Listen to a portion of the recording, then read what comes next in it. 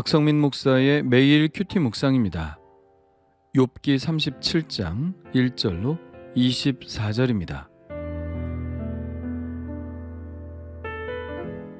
이로 말미암아 내 마음이 떨며 그 자리에서 흔들렸도다. 하나님의 음성 곧 그의 입에서 나오는 소리를 똑똑히 들으라. 그 소리를 천하에 펼치시며 번갯불을 땅끝까지 이르게 하시고 그 후에 음성을 발하시며 그의 위엄찬 소리로 천둥을 치시며 그 음성이 들릴 때에 번개를 멈추게 아니하시느니라. 하나님은 놀라운 음성을 내시며 우리가 헤아릴 수 없는 큰 일을 행하시느니라. 눈을 명하여 땅에 내리라 하시며 적은 비와 큰 비도 내리게 명하시느니라. 그가 모든 사람의 손에 표를 주시어 모든 사람이 그가 지으신 것을 알게 하려 하심이라. 그러나 짐승들은 땅 속에 들어가 그 처소에 머무느니라. 폭풍우는 그 밀실에서 나오고 추위는 북풍을 타고 오느니라. 하나님의 입김이 얼음을 얼게 하고 물의 너비를 줄어들게 하느니라. 또한 그는 구름에 습기를 실으시고 그의 번개로 구름을 흩어지게 하시느니라. 그는 감싸고 도시며 그들의 할 일을 조종하시느니라. 그는 땅과 육지 표면에 있는 모든 자들에게 명령하시느니라. 혹은 징계를 위하여, 혹은 땅을 위하여, 혹은 긍휼을 위하여 그가 이런 일을 생기게 하시느니라. 욥이여, 이것을 듣고 가만히 서서 하나님의 오묘한 일을 깨달으라. 하나님이 이런 것들을 명령하셔서 그 구름의 번개로 번쩍거리게 하시는 것을 그대가 아느냐? 그대는 겹겹이 쌓인 구름과 완전한 지식의 경이로움을 아느냐? 땅이 고요할 때에 남풍으로 말미암아 그대의 의복이 따뜻한 까닭을 그대가 아느냐? 그대는 그를 도와 구름장들을 두들겨 넓게 만들어 녹여 부어 만든 거울같이 단단하게 할 수 있겠느냐? 우리가 그에게 한 말을 그대는 우리에게 가르치라. 우리는 아둔하여 아뢰지 못하겠노라. 내가 말하고 싶은 것을 어찌 그에게 고할 수 있으랴? 삼켜지기를 바랄 자가 어디 있으랴? 그런즉 바람이 불어 하늘이 말끔하게 되었을 때 그 밝은 빛을 아무도 볼 수 없느니라. 북쪽에서는 황금 같은 빛이 나오고 하나님께는 두려운 위엄이 있느니라. 전능자를 우리가 찾을 수 없나니 그는 권능이 지극히 크사 정의나 무한한 공의를 굽히지 아니하심이니라. 그러므로 사람들은 그를 경외하고 그는 스스로 지혜롭다 하는 모든 자를 무시하시느니라. 아멘.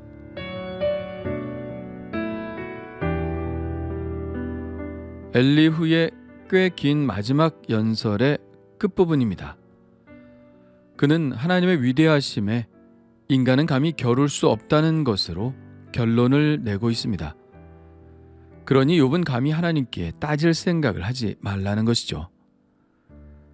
그는 앞서 36장의 마지막 부분에 구름과 비, 번갯불, 우레소리에 관한 이야기를 했는데요. 37장에서도 그 주제를 계속 이어가며 말합니다. 그는 우레소리 곧 천둥을 하나님의 음성 곧 그의 입에서 나오는 소리라고 말하고 있습니다. 3절에 보면 번갯불을 땅끝까지 이르게 하시고 그 후에 음성을 발하시며 라고 되어 있죠. 번개가 친 후에 천둥이 울리는 것을 말하고 있는데요. 이때 울리는 천둥 소리를 하나님의 음성이라고 본 것이죠. 천둥과 번개는 어느 시대이든 사람들을 자극해왔죠. 하늘에서 나는 소리이니 하나님의 음성이라고 생각하는 것도 결코 무리라고 볼 수는 없습니다. 시편 29편에도 이렇게 쓰고 있죠. 여호와의 소리가 물 위에 있도다. 영광의 하나님이 우레소리를 내시니 여호와는 많은 물 위에 계시도다. 여호와의 소리가 백향목을 꺾으시며 여호와의 소리가 암사슴을 낙태하게 하시고, 우레소리를 여호와의 소리라고 말하고 있죠. 그렇다면 엘리후를 비롯한 고대의 사람들은 우레소리 안에서 정말 하나님의 음성을 들을 수 있다고 생각한 것일까요? 그렇지는 않습니다. 우레소리를 사람이 해석할 수는 없죠. 그러나 이들이 생각한 하나님의 음성은 어떤 말이라기보다는 하나님의 일하심이라고 보아야 합니다. 5절에 이렇게 쓰고 있죠. 하나님은 놀라운 음성을 내시며 우리가 헤아릴 수 없는 큰 일을 행하시느니라. 우레소리로 대변되는 하나님의 음성은 자연을 다스리시는 하나님의 섭리로서의 음성입니다. 하나님은 이 섭리를 통해서 눈도 내리게 하시고 적은 비와 큰 비도 내리게 하십니다. 그래서 사람들로 하여금 하나님이 온 세상 만물을 지으시고 섭리하시는 것을 알게 하시죠. 천둥이 크게 칠 때 사람들은 하나님께서 이 땅에서 무엇인가를 하고 계시구나 하는 생각을 하게 한다는 것입니다. 7절의 말씀이 그것입니다. 그가 모든 사람의 손에 표를 주시어 모든 사람이 그가 지으신 것을 알게 하려 하심이라. 사실 좀 난해한 구절인데요. 모든 사람의 손에 표를 주시어 모든 사람이 그가 지으신 것을 알게 하려 하신다. 도통 무슨 말인지 모르겠습니다. 손에 표를 주신다는 것은 손금을 얘기하는 것일까요? 그런 오해를 하게도 하죠. 그런데 손금은 맥락상 너무 생뚱맞죠? 그렇다면 이게 무슨 뜻일까요? 개역성경에는 그가 사람의 손을 봉하시나니 이는 그 지으신 모든 사람으로 그것을 알게 하려 하심이라 라고 되어 있고, 새번역에는 눈이나 비가 내리면 사람들은 하던 일을 멈추고 하나님이 하시는 일을 봅니다. 이렇게 되어 있습니다. 다른 영어 번역본에도 다 비슷하게 되어 있죠. 그러니까 천둥이나 번개가 치고 비가 내리면 사람들이 일을 할 수 없으니 손을 멈추고 하나님이 하시는 일을 그저 보고 있게 하신다는 것입니다. 그런데 왜 개정 성경에는 이렇게 어렵게 써 놓았을까요? 사실 이게 가장 원문다운 해석이어서 그렇습니다.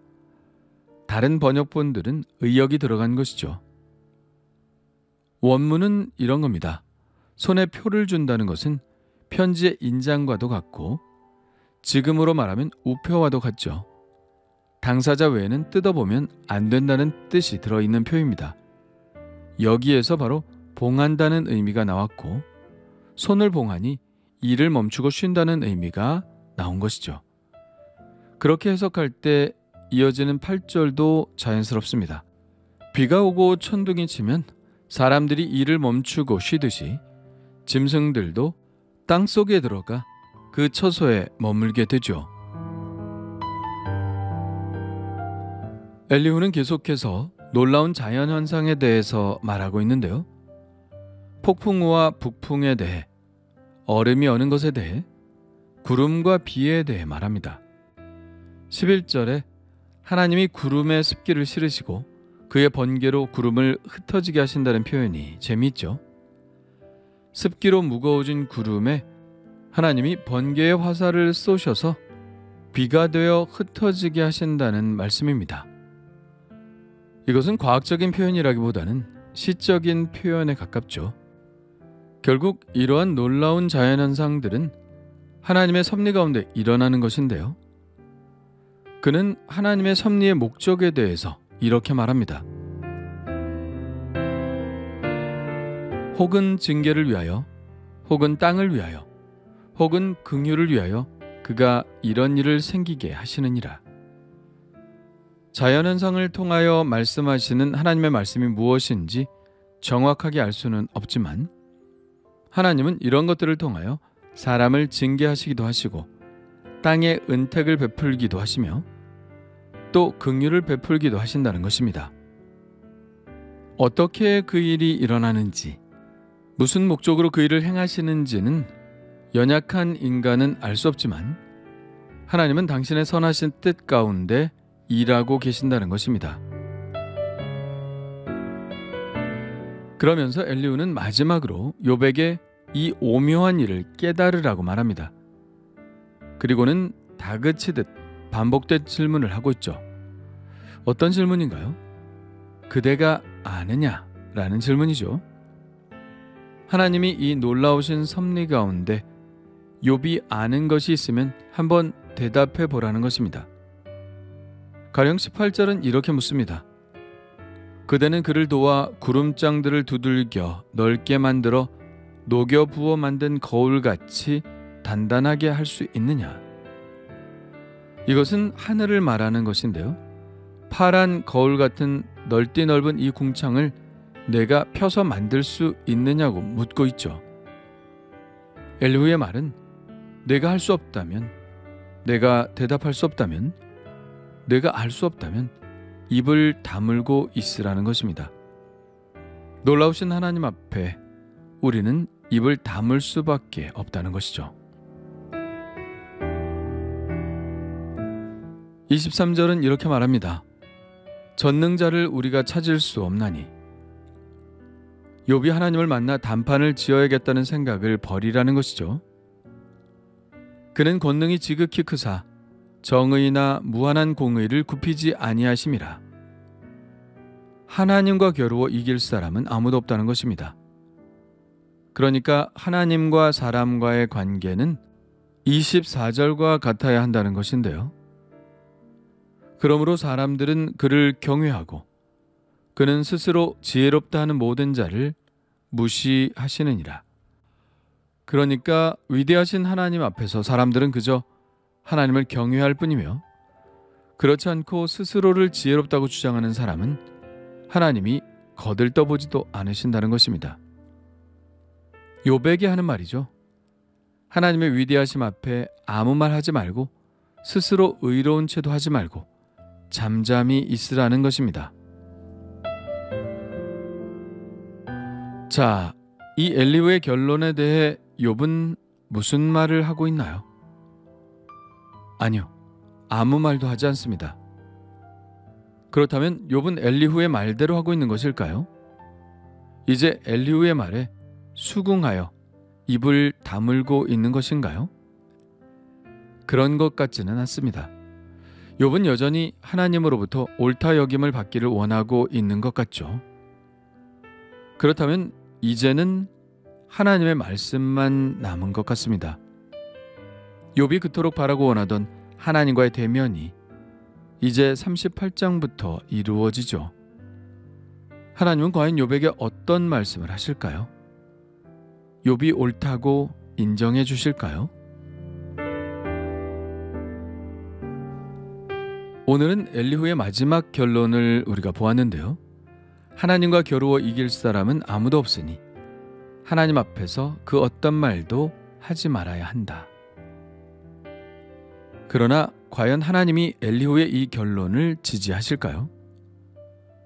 세상의 온갖 불의와 부조리에 대해서 우리는 그저 하나님의 완전하신 섭리일 뿐이라고 생각하며 두고 보고만 있어야 할까요? 하나님께 왜 이런 일이 일어났느냐고 물을 수는 없는 것일까요? 그렇지 않죠. 하나님은 우리에게 부르짖으라고 말씀하십니다. 구하라고 말씀하시고 질문하라고 하십니다. 우리는 질문하지 않으면 하나님의 말씀을 결코 들을 수 없습니다. 만일 욥이 질문하지 않았다면 우리는 마지막 하나님의 말씀을 들을 수 없었겠죠. 오늘 우리의 삶에 어떤 의문이 있나요? 잠잠한 것도 나쁘지는 않겠지만 질문하는 것도 나쁘지 않습니다. 아니, 오히려 좋은 질문은 좋은 인생의 해답을 주죠. 오늘 하나님께 질문을 하고 하나님의 말씀을 들으려고 귀를 기울여 보는 것은 어떨까요? 주님 감사합니다. 엘리후의 말은 지당합니다. 하나님은 이 땅의 섭리자시오 우리는 그 하나님의 섭리 앞에 입을 뻥끗할 수도 없습니다. 그저 하나님의 위엄 앞에 무릎을 꿇을 수밖에 없으며 하나님의 놀라운 일에 아 하고 감탄할 수 있을 뿐입니다. 그러나 우리의 삶은 언제나 공평하게 다가오지는 않습니다. 부조리한 것이 눈에 보이고 삶의 의문이 생기면 주님 어떻게 할까요? 주님께 물어야 하지 않을까요? 하나님은 우리의 질문을 용납하신 분임을 믿습니다. 오늘도 좋은 질문을 하게 하시고 하나님의 응답을 받게 하여 주옵소서. 그렇게 하나님과 대화하며 삶의 해답을 찾아가게 하옵소서. 예수님의 이름으로 기도합니다. 아멘.